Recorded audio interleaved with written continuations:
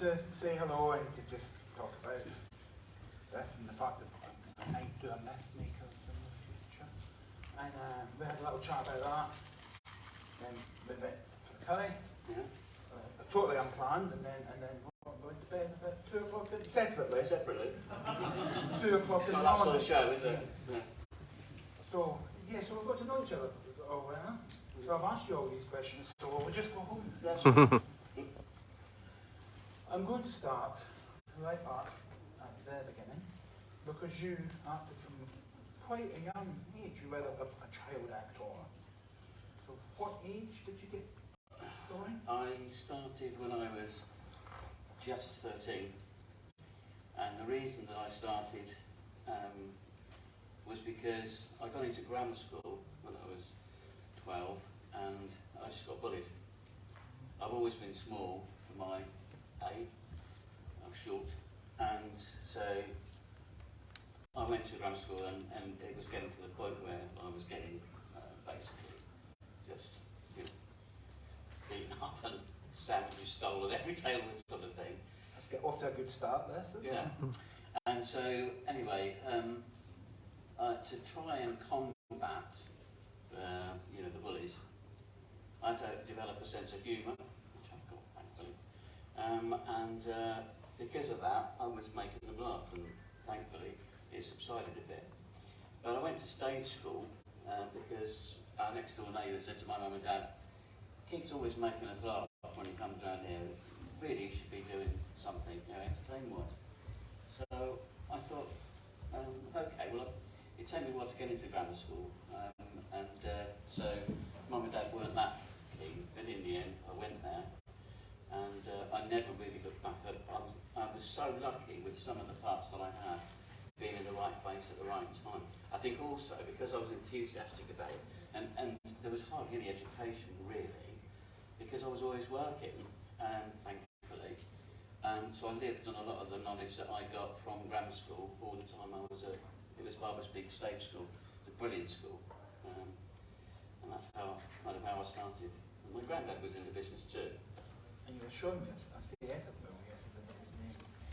Yeah. So what did he do? My granddad was a guy called Jimmy Crew, and he was a solo tap dancer. He was like apparently Britain's answer to Fred Astaire, and he did a Royal Command performance when he was 16. And when I got a part in Peter Pan at the Palladium, I played the youngest one, as usual, Michael Darling.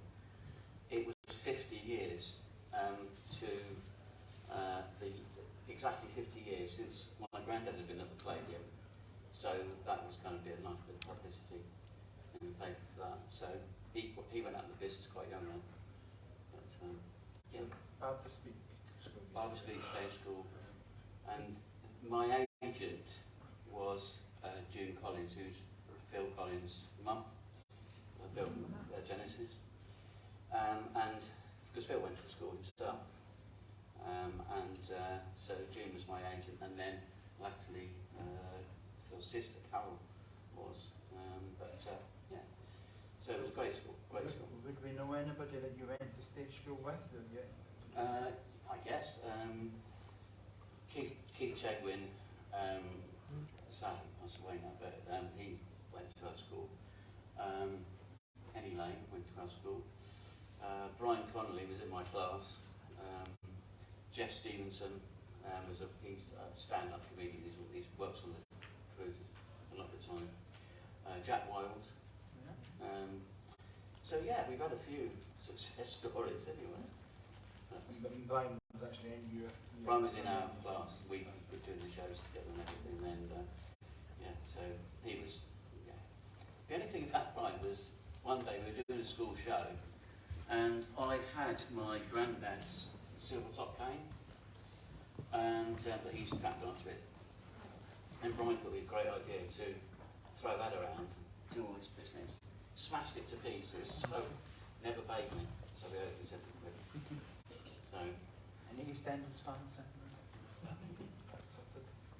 So, you're saying you were short for your age.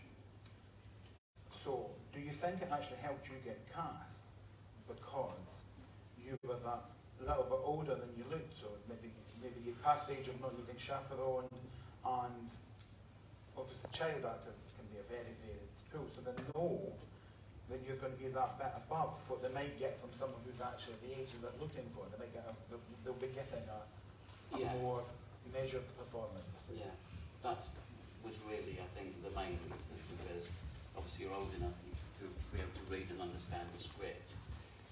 And I think also starting young, when you get used to being in a TV studio and you get that, you know, that really helps. But I used to get injections when I was small of human growth hormone. I had a really pretty bad accident when I was about 4. Tripped over and smashed my head on the door. And when the school photographs started coming out, you know, my mum and dad thought either the kid's getting smaller or everyone else is growing. I actually had to have a section taken out of my school cap, like Charlie Brown, the big pig. And so Mum thought, well, we better see why he's not growing. And so I went to doctors, got put under Great Ormond Street Hospital, and they discovered that I had a slow pituitary gland, well, practically non-existent really, so I just was not growing at all. And if I hadn't had any treatment, this is fact, I would have been about 4 foot 10. But I did have the treatment until I was 16. So from the age of 5 to 16, I had 2 injections a week. But obviously it came back to Whooverville a little bit later on. But towards the end, we'll discuss how it came back again. So what was the very first job, the very first part job, can you remember? Yeah, to get used to the studio and the kind of, and I did a couple of days on things like Churchill's People, actually I had a part in that, Churchill's People, it was an old BBC production. I'm working my way through Churchill's People at the moment. Say what you like, because it's the maddest program I've ever seen. Yeah, crazy. I played one of the kids of Toll Hall Martyrs. And then my next job was, I think it was Upstairs, Downstairs. And that show was my mum's favourite show, so that was good. And actually they came down to watch the filming. I played a small German child whose butcher's shop was bombed by the Germans. And my parents in it were beaten up, and we got taken to the big house. So because they're naturalised in Britain, they're still getting bombed, but they're also being treated badly.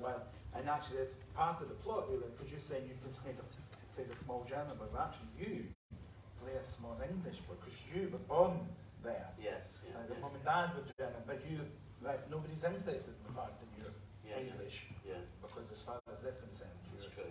And the episode's called The Beastly Hunt. It is, yeah. You've done your work, haven't you, Brian? It's marvellous. I watched it this week, I'm sick of the sight.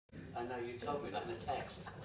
He said, I've seen you on TV. What were you watching? I was when we were going to meet up, and I said, well, I'll see you tonight. I was on the train at the time, and I said, I'll see you tonight, but I'm sick of the sight of you anyway. I've been watching you all week. That's it. Hadn't met yet, and Yeah. cheeky swine.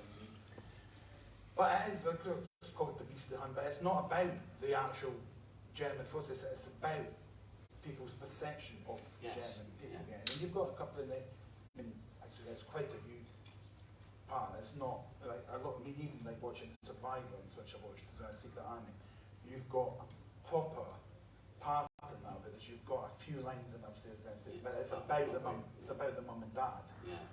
Whereas even like a year later, or 2 years, you've done Secret Army and Survivors, and these are proper child parts, but they're very much a part of the cast. The peak viewing, which is really what you want.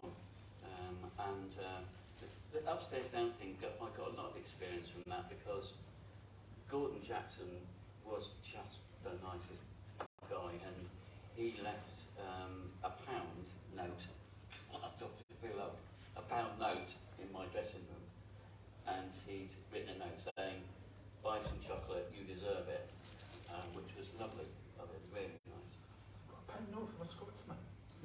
You must have been good. So, if you're doing sort of episodes here and there, actually, we're talking, Secret Army was again, you're playing Belgian and that. I think that's where it's set. Yeah, with an English accent. Everybody's got an English accent. Apart from the Germans, we're putting on. That's right. And I'm watching, well, what language are people speaking to each other? And I think that's why hello. Then if you put this accent on, you're speaking that language. Because in Secret Army, there's just no quarter given to.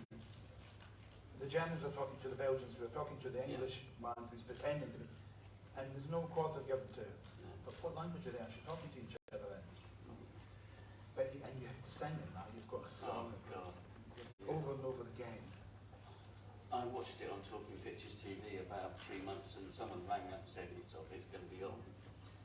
And it was a tedious song. It was a good plot because we rescued, trying to rescue an airman. And the two kids that were with me, Rachel and Johnny, were both from my school as well. So we were practiced it or rehearsing, if you like, quite a bit. But yeah, it was a good part. Again, people were really very nice. So that was a good part. Actually, when I watched it, I couldn't remember a lot of it. So it's weird watching me, but especially got no memory of it. So, well, a limited memory, not quite there yet. But it was a bit weird. Yes, and you'll watch some things and huge chunks of it will leap out at you. And other things you'll be like, that's just something. Yeah. I did a play once called, I've done a few plays, but a play called Class Enemy. It was written by Nigel Williams, and it was done at the Young Vic. We did a play out at the Young Vic. And I had a monologue in it about a window box, played a young lad called Rax. And I got sent the script again, by a few years later, and I couldn't believe how long that monologue was. But I do prefer theatre, to be honest. Yeah, it was a good part of that. So you're doing an episode here, an episode there. Was there anything like the first regular gig, or did you had something ongoing before that? No, I didn't. I still can't believe how I got that job, or how it happened. My granddad, not the tap dancer, the other one, he was called Tom Jane, and in Indian was his favourite programme. But he died in January 1980, and the next month, in the February, I had an audition. And when I looked at the script, I would actually have gone for another part. I'd been auditioning for another part there, waiting to be called in. The guy comes down and says, are you an actor? And yeah. He said, right, come with me. So we went. And that's how he said, we'd like you to read for the part of so-and-so. But when I looked at it, Cohen boy's name was Tom. It was Tom Marvel. I mean, that's just so spooky. And I didn't meet Peter Gilmore or Howard Lang at that particular time, but I was with Darren Morris, he'd done loads of BBC. But that was the first.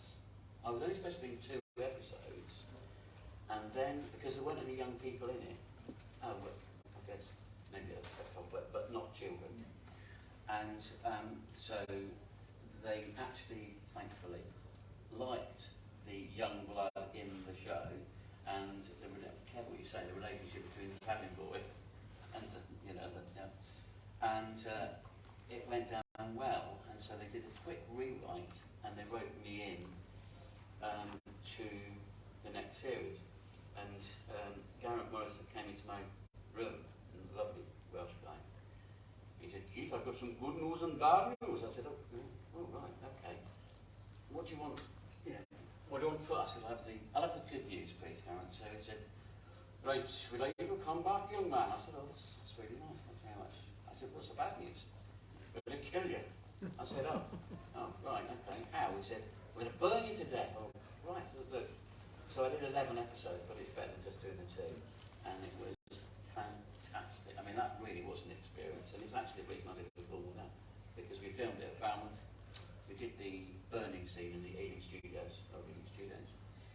and Fire and Water, Ealing Studios. Every yeah, time. that's a big, Fire and Water, big Ealing. tank, yeah. Get to Ealing.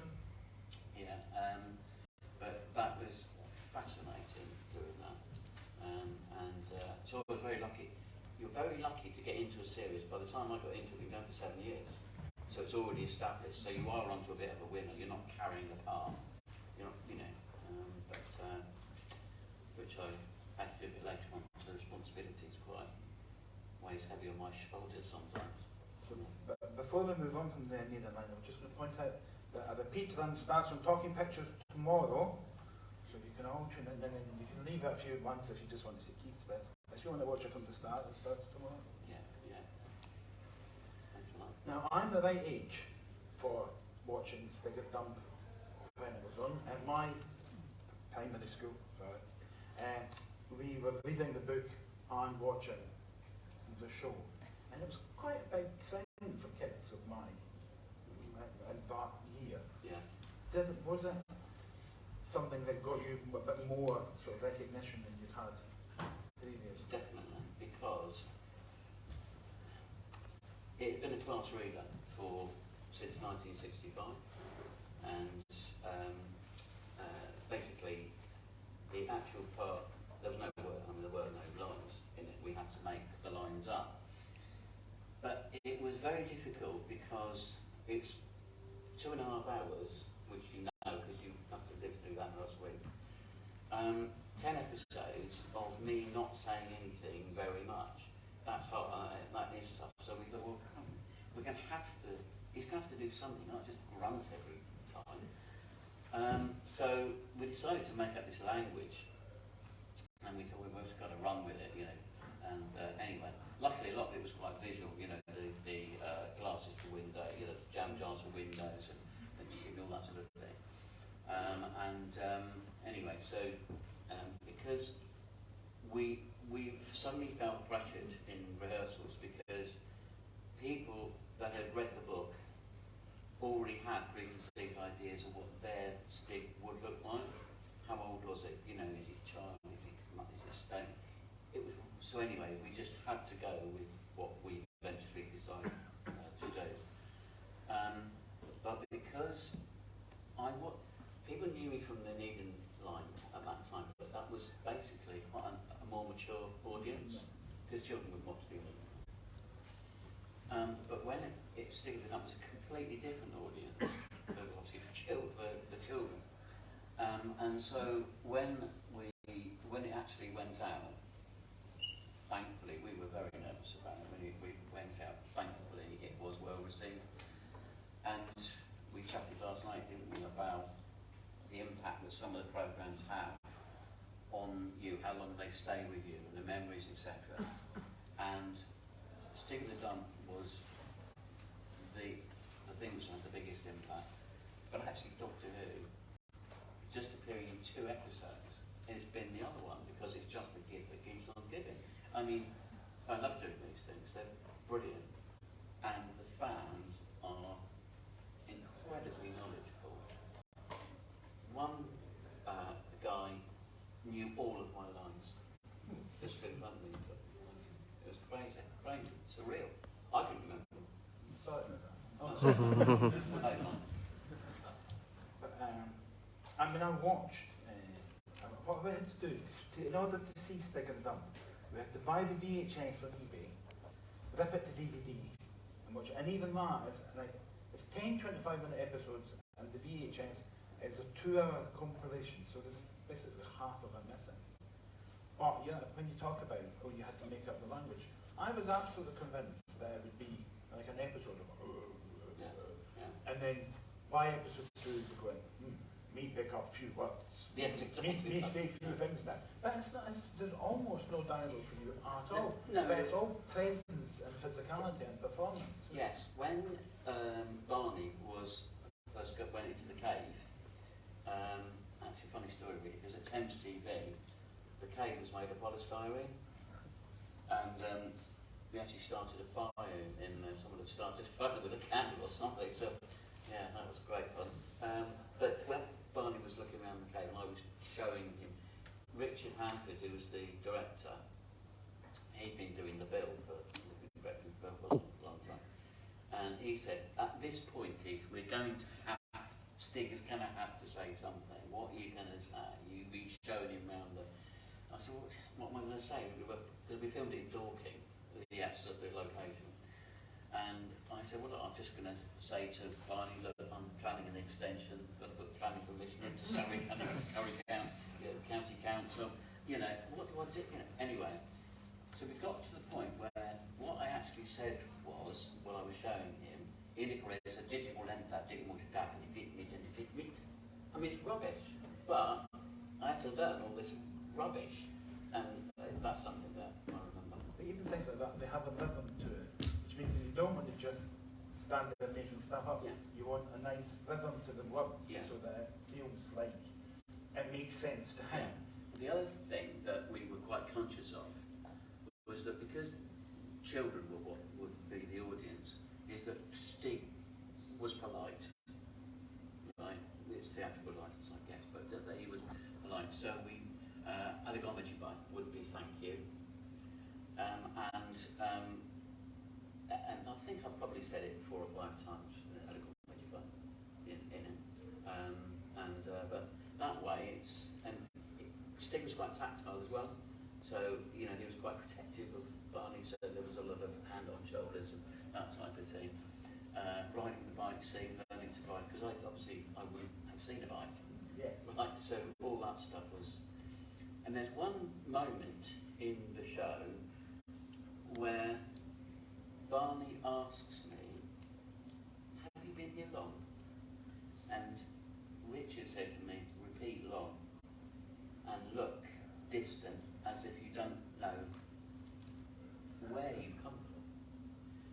And that particular scene, I like that scene. That is a good scene. And Barney was good in asking that thing. Mind you, when we started filming at Thames TV, when he falls through the room, through the cave, I remember his mum coming in and combing his hair, and the director said, "You can't do that, love." So that was quite funny. But yes, it was good show. Now, you did Murphy's Mob, still on ITV, but you did for 4 seasons, 4 years? I did it for too long, to be honest. Yeah, I did. We were filming, Murphy's Mob was basically written to be a rival to Grange Hill, because ITV didn't have anything to beat Grange Hill at the time.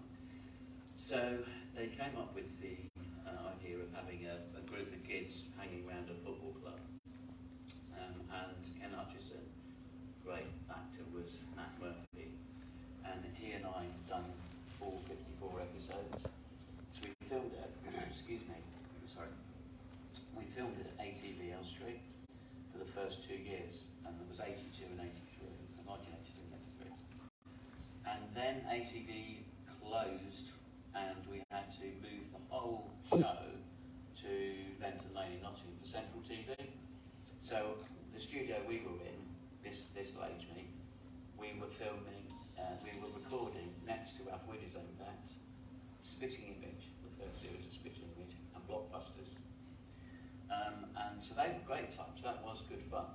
But when we were filming an ATV, we followed Watford Football Club, which owned Jonathan. And so we were sort of hanging around there. But when we, as I say, we moved, we had to change practically the whole mob, because the children could only work for so long, whereas I was 21. I mean, I got married in between the series when I was probably 16. Anyway, we then moved, so we then had to make the football club Derby County. So I worked here 20 times, so that was good. But I was in it for too long. I did Doctor Who in between the 2nd and 3rd series, which was not a nice escape. I'm going to move on to Doctor Who in a second, but Murphy's Mob was actually slightly different, because usually Caveman's is about as period of pieces you could get, but you had the enabling line, everything's period, everything's dated. I know. I got sick of wearing period clothes. Always gone up to Berman's and Nathan's to put some other rags on, and so I did loads. And actually, when I was going through my photographs, you know, when you're doing things like this, and fish them out and have another look at them, sort of thing. And there's a lot of photographs with people just grabbing clothes. Wasn't that this guy? No, that's in Eden Line. I did a play called The Innocents with Sylvia Sims, Noel Dyson, and my girlfriend, my sister in it was Sue Hodge, who played Mimi LeBlanc in Hello Hello. I was held on the neck by Sylvia Sims and that as well. Actually, I died in a lot, actually. Thanks for making it to here, but you can Yes, that's right. I did my best. Yeah. Yeah, I'd always wait for some strays. So when I was playing that part, it was a bit of a. And then back to for Doctor Who then to well, trying to be a bit of a wait from stray he be. So how did you get the part in Doctor Who? Okay. A bit incestuous really, because the Anedian line, Michael Owen Morris was one of the first assistants on the Anedian line, and so obviously we knew each other quite well. He said to me, did I want to do it? And I thought, yeah, great, because actually I would, you don't say no to Doctor Who.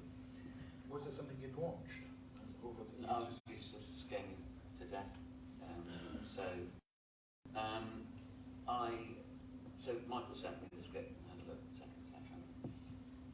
I was worried about it. I don't live on the nerves, but it does sound like. And I thought it's because it was his first gig as a director. I just didn't want to let him down. And there was a point where even before I'd started it, I kept needing some reassurance because I thought I would be miscast. I would be uncomfortable with it, perhaps not miscast, but you know what I mean? Especially with the accent. I'm not bad at accents, right? It's just that one, I just could not master it. And I felt I couldn't. And then we was filming one day. It was the day where we burned, or the Queen of the May was burned in the Awakening. And it was hot that day anyway.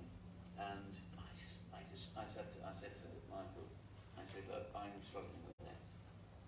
And I was wandering around with the torches. Some of my publicity papers have got me, Will Chandler, with the torch. And I was struggling with that. And I said, Michael, I just don't feel comfortable about this at all. And he said, what's the, I said, well, it's just the accent. Oh, you can't do it, you know. I said, try it. Anyway, so he said, you're worried unnecessarily.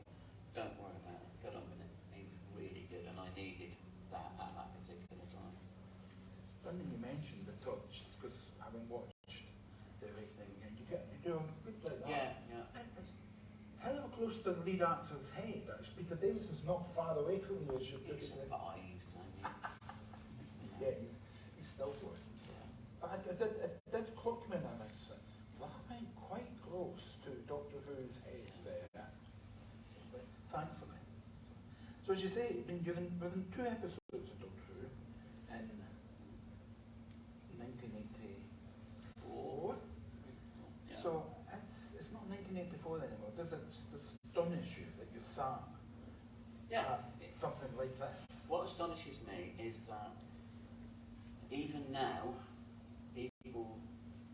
I'm very lucky because people will write to my agent and pass on that to sort of, and it's, I would say, 90% of it is Doctor Who. And I see parts I don't even remember posing for. I mean, people are very, stuff today, when people come up with, they're very inventive and creative with what. One I saw today, I asked them to send it to me. It was a montage of practically everything I've done. And I thought, God, that's fantastic. You'd have a job to, if I could go into it. I mean, it was really, really good. But so you do appreciate what people do. And people will sometimes, someone said to me, Tesco's, not quite a while ago, about the tea, what we tea, which coffee and tastes good. Yeah, moppy tea. Yeah. It's a noxious infusion of oriental leaves with containing a high percentage of toxic acids. Bloody hell, that's pretty good. All I know is an evil brew. I did learn that specially, I don't just know it. Would anybody like to put their hand up?